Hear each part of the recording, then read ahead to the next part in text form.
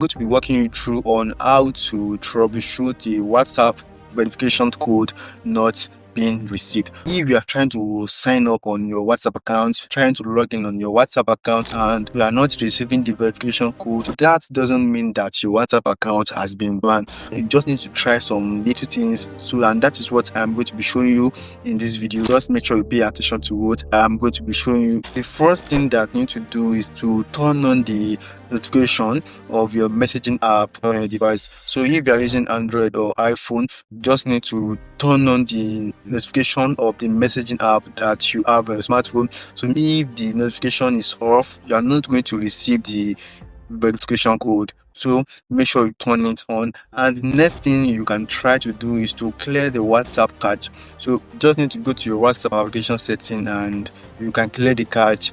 It's very easy, just follow the process. If this method work for you, let me know in the comment section. Make sure you like this video. After clearing the cache, you can't still receive the verification code.